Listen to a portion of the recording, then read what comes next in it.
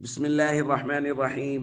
عن عبد الله بن عمرو رضي الله تعالى عنه قال: سمعت رسول الله صلى الله عليه وسلم يقول: خصلتان من كانتا فيه كتبه الله شاكرا صابرا. رواہ ترمذی. نبی کریم صلی اللہ علیہ وسلم نے ارشاد فرمایا، دو خصلتیں ایسی ہیں کہ جس شخص کے اندر موجود ہوں اللہ اس کو شاکر اور صابر لکھ دیتے ہیں. اور فرمایا وَمَن لَّمْ تَكُونَا فِيهِ لَمْ يَكْتُبْهُ اللَّهُ شَاكِرًا وَلَا صَابِرًا. اور جس کے اندر یہ دو خصلتیں موجود نہ ہوں اللہ اس کو شاکر اور صابر نہیں لکھتے.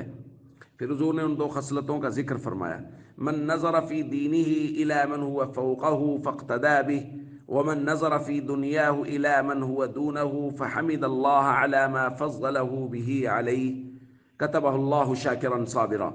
جو شخص اپنے دین کے معاملات میں اپنے سے اوپر والے کو دیکھ کے اس کی اقتداء کرے، اور جو شخص اپنے دنیاوی معاملات میں اپنے سے نیچے والے کو دیکھ کے اللہ کی حمد کرے کہ اللہ نے تو مجھے بہت سبتوں پہ فضیلت عطا کر رکھی ہے، تو اللہ ایسے شخص کو شاکر اور صابر لکھ دیتے ہیں. اور فرمایا وَمَن نَظَرَ فِي دِينِهِ إِلَى مَنْ هُوَ دُونَهُ وَنَظَرَ فِي دُنْيَاهُ إِلَى مَنْ هُوَ فَوْقَهُ فَأَسِفَ عَلَى مَا فَاتَهُ مِنْهُ. اور جو شخص اپنے دین کے معاملات میں اپنے سے نیچے والے کو دیکھے اور دنیاوی معاملات میں اپنے سے اوپر والے کو دیکھ کے افسوس کرنے لگ جائے کہ یہ چیز تو مجھے نہیں ملی، لم یکتبہ اللہ شاکرا ولا صابرا، اللہ ایسے شخص کو صابر اور شاکر نہیں لکھتے. دوستو، یہ مضمون پہلے بھی بیان کیا جا چکا ہے، لیکن اس روایت میں چونکہ مکمل تفصیل تھی اس لیے مناسب سمجھا گیا کہ اس روایت کو بیان کر دیا جائے.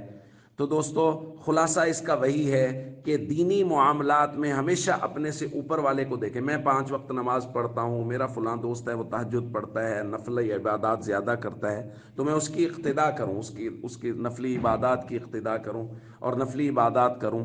تو یہ ہے دینی معاملات میں اپنے سے اوپر والے کو دیکھ کے اس کے پیچھے چلنا اور اس کی رغبت اور کوشش کرنا. اور جو شخص دنیاوی معاملات میں اپنے سے نیچے والے کو دیکھے گا تو ظاہر ہے وہ تعریف کرے گا اللہ کی کہ شکر ہے اللہ پاک، فلاں آدمی جو ہے اس کے پاس یہ نعمت نہیں ہے، میرے پاس اعضاء کی سلامتی ہے، میں تام الخلقت ہوں، اور فلاں جو ہے وہ بول نہیں سکتا، دیکھ نہیں سکتا، سن نہیں سکتا. تو اس سے شکر کے جذبات پیدا ہوں گے. تو اس لیے ہم سب کو چاہیے دینی معاملات میں اپنے سے اوپر والے کو دیکھ کے ان کے پیچھے چلنے کی کوشش کریں، اور دنیاوی معاملات میں اپنے سے نیچے والے کو دیکھ کے اللہ کا شکر ادا کریں تاکہ اللہ ہمیں صابر اور شاکر بندوں میں شمار فرمائے.